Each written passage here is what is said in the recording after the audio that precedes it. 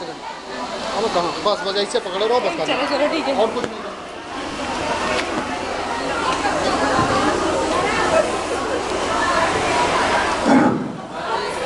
आदरणीय chairman sir, प्रधानाचार्य जी, समस्त स्टाफगण एवं मेरे छात्रों एवं छात्राओं का आज नर्सिंग डे पे हार्दिक स्वागत एवं तहे दिल से हार्दिक अभिनंदन है। My self Prabhakar Dwivedi. आज की इस खुशनुमा सुहानी सुबह हम लोग नर्सिंग जन्मदात्री फ्लोरेंस नाइटिंगेल, जिनका जन्म 12 मई 1820 को हुआ था, इनके मन में मरीजों के प्रति अत्यधिक प्रेम था या दुखियों व बीमारी से या चोट से ग्रसित व्यक्तियों को देखकर भाव विभोर हो जाती थी। इनका हृदय करुणा से भर जाता था। मरीजों व बीमारों की सेवा करने की यह व्याकुल हो जाती थी। इन्होंने अपने हृदय की बात सुनी और इनके पिता को लगने लगा कि शायद फ्लोरेंस नाइटिंगेल का जन्म लोगों की सेवा के लिए ही हुआ है और ये लोगों की सेवा करते हुए नर्सिंग क्षेत्र में, और इनकी मृत्यु 1910 में हुई। अब आप लोग वैसे सुबह से स्पीच सुन रहे हैं, सब बाकी आप लोग फ्लोरेंस नाइटिंगेल के बारे में सब कुछ आप लोगों को पता है। अब मैं आप लोगों को एक छोटी सी कहानी बताना चाहता हूँ। जैसा कि बच्चे हैं, कुछ लोग नकल करते हैं अपने से आगे वाले का, चाहे वो सही लिख रहा हो या गलत लिख रहा हो, उनका एक उद्देश्य है कि बस सामने वाले की नकल करनी है, चाहे वो सही हो या गलत हो। एक बार एक वो थे मुल्ला नसरुद्दीन और एक उनके मित्र थे, तो दोनों साथ में पढ़ते थे। तो पता चला केजी से लेकर हाई स्कूल तक पहुंच गए, बस एक दूसरे की नकल करते, तो पढ़ते बिल्कुल नहीं थे। तो वहां के टीचर ने सोचा कि आखिर क्या किया जाए कि सही मतलब पता चले कि ये पढ़ते हैं नहीं पढ़ते। तो उन्होंने क्या करा कि वाइवा रख दिया इंटरव्यू, और सबसे पहले मतलब ये उनको बुलाया गया जो उनमें से उनके दोस्त थे काफी पढ़ने में तेज थे। उनको अंदर रूम में बुलाया गया और उनसे पूछा गया पहला क्वेश्चन कि आखिर बताइए देश कब आजाद हुआ था। और वो क्या मुल्ला नसरुद्दीन क्या था, वो बिल्कुल खिड़की के पास खड़े सुन रहे थे कि आखिर क्वेश्चन कौन सा पूछा जा रहा। तो उनसे पूछा गया था कि देश कब आजाद हुआ। तो उन्होंने बताया कि देखिए प्रयास तो बहुत पहले शुरू हो गया था, लेकिन सफलता जो है 1947 में मिली। उसके बाद दूसरा क्वेश्चन उनसे पूछा गया कि देश को किन लोगों ने आजाद किया। तो उन्होंने कहा किसी एक का नाम लेना उचित नहीं है, इसमें बहुत से लोगों का योगदान रहा। अच्छा, फिर तीसरा उनसे लास्ट में क्वेश्चन पूछा गया कि बताइए क्या मंगल ग्रह पर जीना संभव है। तो उन्होंने कहा अभी इसका शोध चल रहा, अभी पूरी तरह कंफर्म नहीं हो पाया है। अच्छा, वो तो उन्होंने आंसर पूरे रट लिए थे। जब उनको बुलाया उन्होंने एग्जामिनर ने और पूछा कि बताओ तुम्हारा जन्म कब हुआ। तो उन्होंने कहा कि देखिए प्रयास तो बहुत पहले शुरू हो गया था, परंतु सफलता 1947 में मिली। तो उन्होंने कहा अच्छा ये बताइए आपके पिता का क्या नाम है। कहीं देखिए किसी एक व्यक्ति का नाम लेना उचित नहीं होगा, इसमें बहुत से लोगों का सहयोग रहा। मगर का क्या तुम पागल हो। कहीं नहीं, ये कंफर्म नहीं है, अभी चक्कर इसका शोध चल रहा है। जैसा कि यहाँ पे सभी लोग जो बैठे हुए हैं वो नर्सिंग के क्षेत्र से हैं। अगर वो अपनी मर्जी से नर्सिंग में आए तो बहुत ही अच्छी बात है। अगर उन्हें कोई लाया तो उससे भी अच्छी बात कि शायद ईश्वर ने आप लोगों को लोगों की सेवा के लिए ही चुना। अच्छा, हम आप नर्सिंग में आए तो इसमें सबसे पहला तो फ्लोरेंस नाइटिंगेल जी का योगदान था, और सेकंड नंबर पे अगर आप लोग आए हैं तो हमारे चेयरमैन सर श्री एस.एस. राणा जी का योगदान है, जिन्होंने आपको इस क्षेत्र में, क्योंकि आज के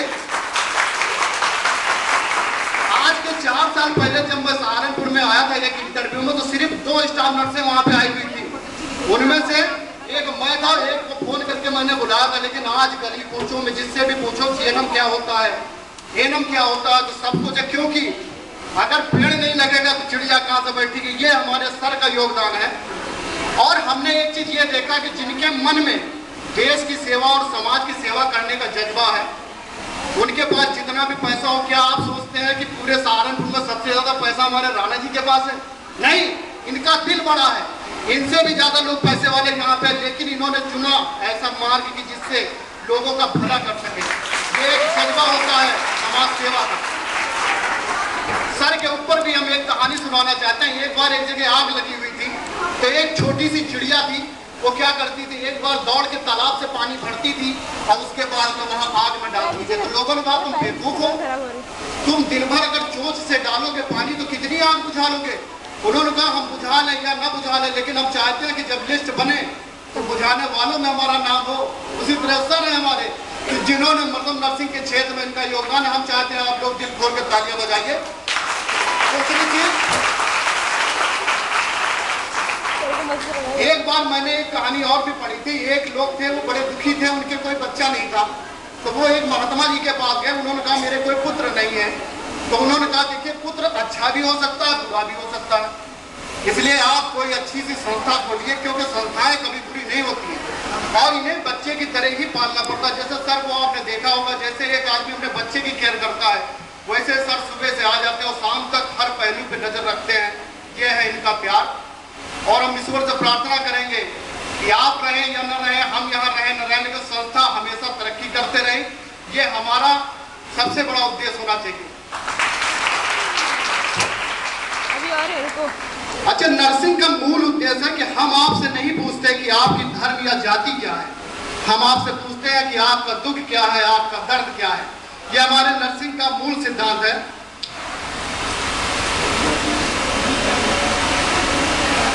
अच्छा, एक हम बहुत लोग हमने देखा कि जहां लोग बैठे होते हैं, लोग इंग्लिश में प्रवचन देने लगते हैं, कुछ लोगों को समझ नहीं आता है। अच्छा, इसमें क्या हुआ कि एक बहुत बड़ी सी भागवत होती है गाँव में, तो वहां पर क्या हुआ कि एक प्रवचन देने एक महात्मा जी आए, तो सबसे पहले उनके एक सामने बुढ़िया बैठ गई। तो वो क्या है कि डेली जैसे वो प्रवचन करते थे चिल्ला चिल्ला के, तो वो तुरंत रोने लगती थी। तो उन्हें थोड़े दिन में 2-4 दिन में उससे बड़ा लगाव हो गया और उससे कहा कि देखिए जिस दिन प्रोग्राम खत्म हो आप स्पेशली मुझसे मिलिएगा। तो 1 दिन बीते, 2 दिन बीते, 4 दिन बीते, वो डेली जो जो उसका रोने का फ्लो तेज होता रहा।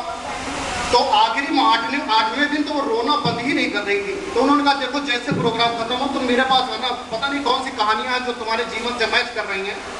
अच्छा, आखिरी में उन्होंने बुलाया। उन्होंने कहा अच्छा ये बताओ कि कौन सा तुम्हारे ऊपर दुख दर्द टूटा है जो तुम 8 दिन से रो रही हो, और मैं कौन सा प्रसंग तुम्हें सबसे ज्यादा पसंद आया। कहने देखिए प्रसंग तो मैं नहीं बता सकती हूँ, लेकिन जब आप मुंह खोल के चिल्लाते हो तो मेरा एक ऐसा बछड़ा था, बहुत चिल्लाता था, और वो इसी तरह 8 दिन बेचारा चिल्ला चिल्ला के तड़प के मर गया। तो मैं जो आप चिल्लाते हो मैं सोचता हूँ तो 8वां दिन है। अच्छा, बाकी मैं चाहता हूँ कि आप लोग जीवन में तरक्की करें और उसी आशीर्वाद के साथ मैं अपने वचनों को विराम देता हूँ, क्योंकि मैं अगर सुनाऊंगा तो पूरा दिन छोटा पड़ेगा। देखिए वो खुद ही तय करता है मंजिल आसमानों की, परिंदों को नहीं दी जाती तालीम उड़ानों की, रखता है जो हौसला आसमान छूने का, उसको नहीं दी जाती परवाह गिर जाने की। अच्छा, रूस में एक कहावत है, आप सोचते होंगे कि अनुशासन सर हमारे रखते हैं, जबकि रूस में कहावत है कि हथौड़े की चोट से शीशे टूट जाते हैं, मगर जो लोहे होते हैं वो फौलाद बन जाते हैं। सर हमारे आप लोगों को फौलाद बना रहे हैं। अगर आप यहाँ से निकलेंगे तो कहीं आप वो नहीं होगा, आपका कोई परेशानी नहीं होगी आप लोगों को। अच्छा ठीक, इसी के साथ सबको धन्यवाद, ढेर सारा प्यार हमारे छात्रों को।